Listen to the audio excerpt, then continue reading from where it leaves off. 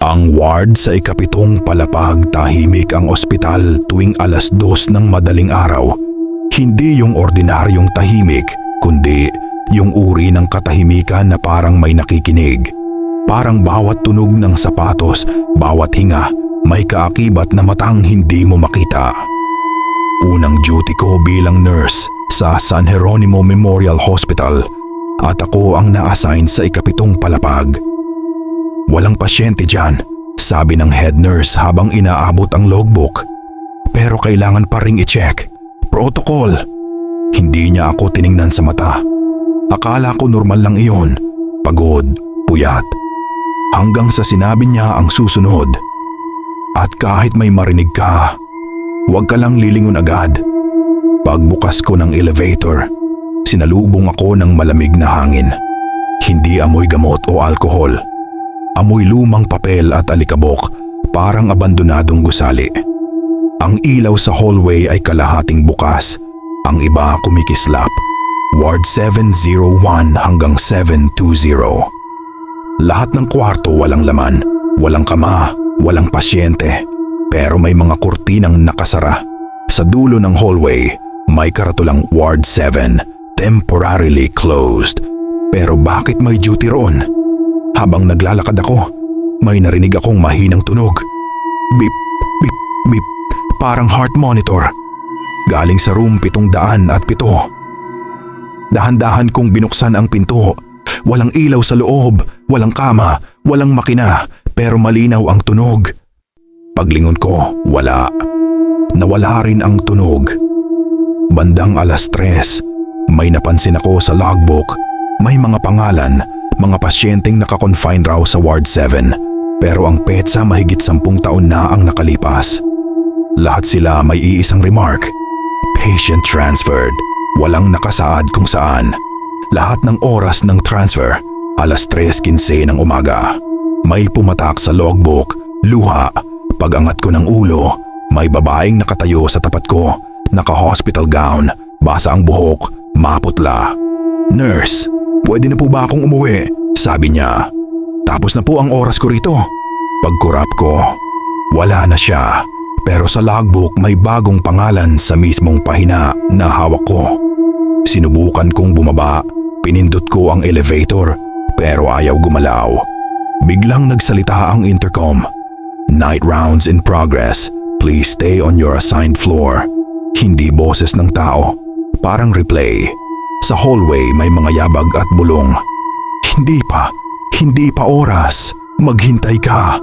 Sa bawat kwartong dinaraanan ko, may aninong nasa likod ng kurtina. Hindi gumagalaw pero ramdam kong nakatingin. Sa room 713, may kama na ngayon at may batang lalaking nakaupo, nakatalikod. Pagharap niya, wala siyang mata. Nurse, sabi niya. Bakit po palaging sinasabi nilang mamaya na? Sa likod niya, may orasan, 3:46 ng umaga. Tumunog ang bell. Biglang bumukas ang lahat ng ilaw. Ang hallway puno ng pasyente.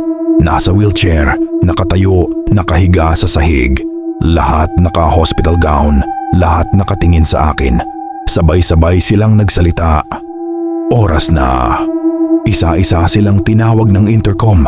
Naglakad patungo sa pintuang bakal na may nakasulat na release. At pagdaan nila roon, naglaho sila. Nagising ako sa nurses station sa ika-6 na palapag. Bigla ka raw nahimatay sa elevator, sabi ng day nurse. Ward 7. Bulong ko. May mga pasyente roon kagabi. Isinara ang Ward 7, 10 taon na ang nakalipas. Sagot niya. Sunog. Walang nakaligtas. Inabot niya ang logbook. Blanko ang lahat ng pahina maliban sa huli. May isang bagong entry. Pangalan ko. Remark. Patient transferred. Oras. 3:15 ng umaga. Ang kwarto na hindi kasama sa floor plan. May mga hotel na kahit gaano kamahal at kaganda, may isang kwarto na hindi mo dapat tulugan. Nalalaman mo lang iyon kapag huli na. Bagong trabaho ko bilang front desk staff sa Buena Vista Grand Hotel. 5 bituin sa brochure pero luma ang gusali. Mataas ang kisame. At kahit naka-aircon ay parang laging may malamig na dumadaan sa likod ng leeg mo. Night shift ako mula alas 11 ng gabi hanggang alas 7 ng umaga. Simple lang to, sabi ng supervisor ko. Check-in, check-out, sagot sa tawag. Tumigil siya sandali bago idagdag. At huwag kang mag-a-assign ng room 909 hanggat hindi kita tinatanong. Nagtaka ako kung may sira ba, pero ngumiti lang siya ng pilit. Unang gabi ko pa lang, tahimik ang lobby. Orasan lang ang maingay. Bandang alas 12:30 ng gabi may pumasok na lalaki. Basa ang suot na parang galing ulan kahit tuyo ang labas. Check-in, sabi niya. Halos puno ang hotel at iisang kwarto na lang ang available. Room 909. Nag-alinlangan ako pero pumayag siya. Isang gabi lang daw. Pag-alis niya, napansin ko sa logbook na walang kahit isang checkout record ang room siyam na 0 siyam. Bandang alas 1:45 ng umaga, tumunog ang telepono. Room siyam na 0 siyam. Humingi siya ng towel pero biglang naputol ang linya. Tumawag ulit. Hindi po towel, mahina niyang sabi. Gusto ko na pong umalis. Tumingin ako sa orasan. Alas 5:30 ng umaga. Tinanong niya kung pang ilang floor ang siyam. Sinagot ko, pero mahina niyang sinabi. Hindi po umabot ng siyam ang building na to. Pag-akyat ko sa elevator, napansin kong hanggang 8 lang ang pindutan. May gasgas lang na hugis siyam. Biglang umangat ang elevator at bumukas sa isang madilim na hallway na may karatulang Floor 9, Temporary Guests Only. Sa room 909 may ilaw kahit hindi ko binubuksan. May basang bakas ng paa papuntang banyo. Sa salamin may nakasulat sa hamog, Checkout time 2 a.m. Tumunog ang orasan 1:59 a.m. Bumukas ang shower at lumabas ang lalaki. Basa ng tubig dagat. May amoy alat. Nagbayad naman po ako, sabi niya. Bakit palagi na lang kaming pinaalis? Sa salamin, wala siyang refleksyon. Tumunog ang orasan 2 ng umaga at nagdilim ang lahat. Nagising ako kinabukasan sa lobby. Ayon sa supervisor, nahimatay raw ako sa elevator. Ipinakita niya sa akin ang lumang ledger. Room siyam na 109.